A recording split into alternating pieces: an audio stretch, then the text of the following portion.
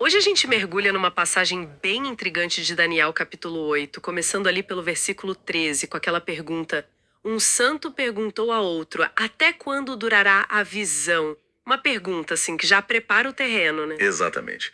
E essa visão que ele pergunta, bom, ela é cheia de elementos fortes.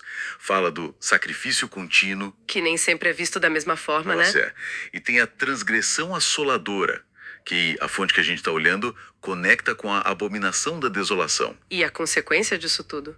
O santuário e o exército sendo entregues para serem pisados, profanados. Isso.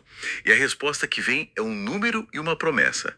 Até 2.300 tardes e manhãs, e o santuário será purificado. Certo, e é aí que a interpretação começa a divergir, né? A fonte que analisamos traz um ângulo diferente do mais comum. Sim, bastante diferente. Porque, olha, o normal é pensar nessa purificação como o fim do problema, o fim da opressão. Seja pensando em antigo lá atrás ou num evento futuro. Tipo a solução final da visão. Exato. Mas a fonte aqui argumenta o contrário. Diz que essa purificação no fim dos 2.300 tardes e manhãs, que eles interpretam como 2.300 anos, usando aquele princípio dia-ano, sabe? Sim, sim, conhecido na interpretação profética. Então, essa purificação não seria a conclusão, mas tipo assim, o ponto de partida para que a profanação descrita na visão acontecesse. Peraí, deixa eu ver se entendi. A profanação aconteceria depois da purificação. Isso mesmo. O santuário e o exército seriam entregues e pisados após essa purificação ter ocorrido. Mas isso não cria um paradoxo? A fonte até destaca isso, né? Como é que um santuário, logo depois de ser purificado, é entregue para ser profanado? É o X da questão que a fonte tenta resolver. E a resposta deles é surpreendente. Eles saem da ideia de um templo físico. Ah, então não estão falando de Jerusalém, nem de um templo futuro? A argumentação é que não. Que o único santuário que poderia, digamos, existir nesses dois estados ao mesmo tempo, purificado e ainda assim sujeito à profanação da visão, seria o próprio ser humano. O indivíduo como santuário? É uma mudança de perspectiva e tanto. Como eles chegam nisso? Qual a lógica? Bom, a linha de raciocínio é mais ou menos assim. O ser humano, na origem, foi feito para ser essa morada de Deus, um santuário. Ok, faz sentido teologicamente. Mas aí veio o pecado e, bom, profanou essa condição. A purificação lá das 2.300 tardes e manhãs, então seria o quê? O sacrifício de Cristo. Exatamente. A fonte interpreta como o evento da cruz. E esse evento teria acontecido dentro do período dos 2.300 anos, que eles calculam ter começado bem antes, lá na época de Daniel, mais ou menos 500 anos antes de Cristo. Entendi. Então a purificação aconteceu com Cristo. E como isso resolve o paradoxo da profanação depois? Aí que tá. A partir da cruz, a dinâmica muda.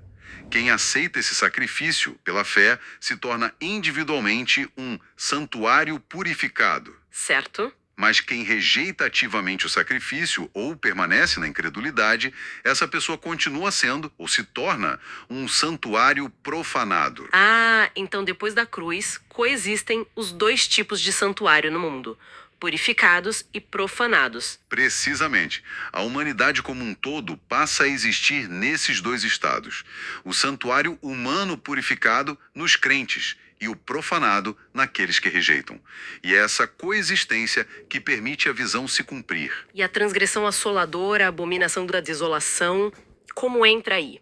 Segundo essa fonte, a abominação é justamente isso: o ato de rejeitar Cristo e a purificação que ele oferece. É essa rejeição consciente, essa transgressão contra a oferta de Deus. Que leva à desolação. Exato. Uma desolação espiritual, um vazio, uma separação que vem como consequência dessa rejeição. A profanação do santuário humano acontece pela própria escolha de rejeitar purificação. Então, resumindo a visão dessa fonte, Daniel 8 não seria sobre um prédio específico, mas sobre a condição humana.